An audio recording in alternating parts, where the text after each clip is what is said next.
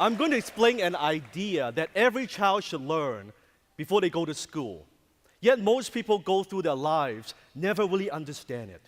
I'm going to explain an idea that will help you learn and understand and apply every single piece of information, knowledge, and insight that you'll get from all the fantastic speakers that you'll be listening to for the rest of today or any other day. An idea that will take what you learn to a whole new level.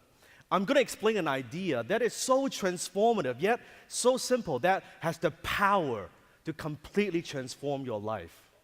By a show of hand, how many of you know someone in your life that is in great shape, that's very fit, yet doesn't even try to stay in shape at all? Put up your hand if you know those people. Yeah, don't you just hate those people? and how many of you know someone in your life that, maybe a couple that's been together 2, 3, 5, 10 years, 20 years, but they still have that spark, they still have that connection, and they're still very much in love? Put your hand if you know a couple like that. Yes? And on the other hand, how many of you know couples who have been together maybe just a couple of years, and yet they want to strangle each other? Put your hand if you know someone like that. Nice. I see a couple of ladies elbowing their spouse. That's very nice. That's very nice.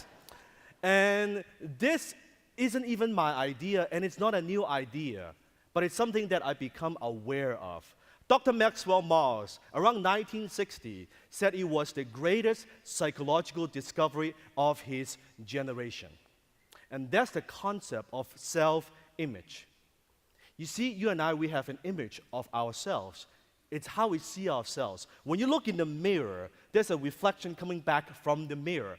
That's the reflection of your physical being. But that's not how you see you. Instead, you see you in your mind. You see you in your mind. If you're wondering, well, then what kind of self-image do you have? It's very simple. All you have to do is look at the very aspects of your life. Take a look at the results you're getting, possibly your relationships, your body, your income, the position you hold at work, the business you operate in, your personal appearance. All these things are the results of the outer expressions of your inner self-image. Now, so why great ideas alone are not enough? Why great ideas alone are not enough to change our lives? You see, one of the great mistakes that most people make is they're attempting to change their body, they're attempting to change their relationship, they're attempting to change their income, their finance. They're attempting to change something outside of themselves instead of changing something that's inside with themselves. Some people see themselves as conservative and safe. Are they going to do anything crazy? Are they going to go bungee jumping or skydiving? No, unless you're drunk or something like that. So you're not going to do anything crazy or act nuts unless you're drunk. Now, you might say it's the alcohol, but really it's just you finally getting permission to be yourself. The alcohol is just an excuse. If you are playful, if you're fun, if you're outrageous, you're going to talk differently, you're going to move differently, you're going to dress differently. Maybe in a red suit. And you're going to do things differently. And there's no right or wrong, but most of us have trapped ourselves in an old self-image and never really update who we are today. So then when you go and learn a new skill, when you go learn a new ability, a new idea, but we're stuck in this self-image, this is who I am, and that's why we never surpass it. Let me give you a metaphor. This will make sense for you. Let's say in this room that we set the thermostat at 70 degrees. Let's say that 70 degrees is a metaphor. It's a what? Metaphor for your comfort zone, which is also known as your self-image, your comfort zone. And most people have goals that are larger, they are more than their self-image. And that's why most people don't get to their goals unless they alter and or expand their self-image. So 70 degrees is your comfort zone. 70 degrees is your body. Not your goal, not where you want to be eventually, but what you're comfortable with. 70 degrees is the amount of love and passion and connection you have in your personal intimate relationship. Again, not your goal, but what you live with regularly. 70 degrees is the amount of money that you need to make to be comfortable. not your goal, what you're comfortable with. Let's say the temperature drops to 65 degrees. Now what happens is your brain goes, hey, I'm a 70-degreer, not a 65. The heater's kicked on, you feel there's a drive and there's this urge and you want to do something about it. By show of hand, how many of you ever experienced part of life, maybe your body, maybe your income, maybe your relationship, where it dropped and you felt it's not good enough and you felt this incredible drive to do something about it, yeah? Put that way up and say, oh yeah. Oh yeah. And from there, and you try something and it doesn't work, and you try something else and it doesn't work, and you try something else and it doesn't work.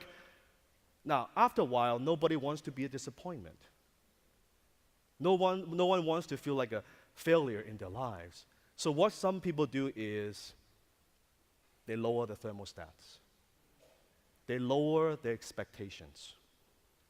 They make their goals smaller, more realistic, more reasonable. Don't get your hopes up or you'll be disappointed. Well, maybe not. I'm not a 70-degreer. Maybe I'm a 65-degreer. Look at those 70-degree people. So arrogant. So full of themselves. They're probably workaholics anyway. I'm being smart. I'm cutting back. I'm downsizing. I don't want to burn myself out. I want to have more balance in my life. Now, before you know it, they're at 62. Then they're at 58. Now, by the way, when they're at 58, do they hang around with 70-degree people? No! They hang around with 50-degree people. So they feel better about themselves on a regular basis. Why do you think people watch reality TV?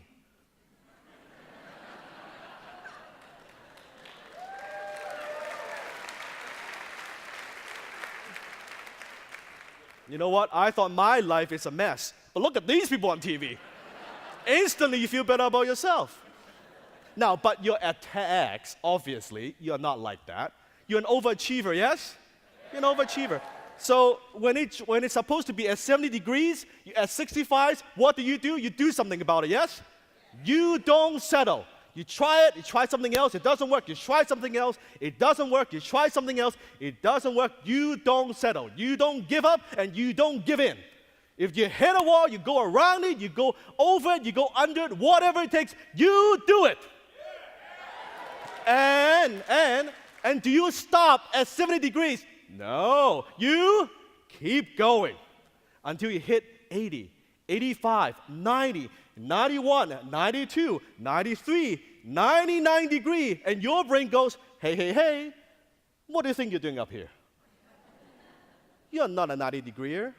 Who do you think you are? Get back to where you were. And suddenly you realize you're outside of your comfort zone. And then the heater stops and you lose your drive. And you begin to self-sabotage yourself. And you stop doing what got you there in the first place, and you start doing some dumb things. Making some dumb decisions. Until you get back to exactly where you think you deserve to be. Now, how many of you, I'm sure none of you have done this, but how many of you have seen other people sabotage themselves? Yeah, I thought so. You see, the strongest force in human personality is the need to remain consistent with how we see ourselves. The strongest force in human personality is the need to remain consistent with how we see ourselves. So the image that we hold of ourselves controls our successes and our failures, and also impacts every single area of our life. Let's say you have a self-image of someone who's overweight, and you don't want to talk about it, and you don't want anyone else to talk about it either. But until one day you just, you know what? I'm gonna make a change. I'm gonna do something. I want to lose weight because I'm tired of being single. It's always good to have that extra motivation. And you go on a diet and you go join a gym. Not that you'll go, but you join a gym. And you go on a diet, and what happens? You start to lose weight. Why? Because you're starving yourself. You don't eat anything white, you don't eat anything sweet, no more chocolate, no more candy, no more French fries, no more soda, because you believe they make you fat. But that's not what makes you fat. It's your self-image that makes you fat. You see, when a person who's overweight goes on a diet without altering their self-image, any weight loss will be temporary. That's why you see people gain and lose a ton in their lifetime. Look at Oprah. See, whatever you lose, you're automatically programmed to find whatever that is lost. When you step on the scale, when you start to lose weight, you look at the scale, that's not really me. Not consciously, but subconsciously. That's not who I am. I don't deserve this. And then, bam, you put the weight right back on. Now, everybody go ahead, touch your chin. Just go ahead, touch your chin. Everybody say, isn't that interesting? We become self-prisoners of our own self-image. We become self-prisoners of our own self-image. Years ago, I met Mike. And Mike is a very good friend of mine, fit, healthy, family man, very successful guy. And Mike had a habit of getting up 6 a.m. in the morning, and he would run for an hour. He would run for an hour. And sometimes when we travel together, we'll get to the hotel quite late. But it doesn't matter, he would get up at 6 a.m. in the morning, and he would run for an hour. And it didn't matter where we were. It didn't matter the time zone. If it was raining, he would run indoor on a treadmill, even in the parking lot if necessary. And in fact, he never, ever missed a single day in 11 years. Now, during that time, sometimes he was sick. Sometimes there was an emergency, but he never, ever missed a single day. And one day I couldn't help, and I said, Mike, how do you develop such discipline? What gives you this kind of motivation to get up 6 a.m. in the morning and run? Like, what is your secret? He simply said, Dan, I'm a runner, so I run. I'm a runner, so I run.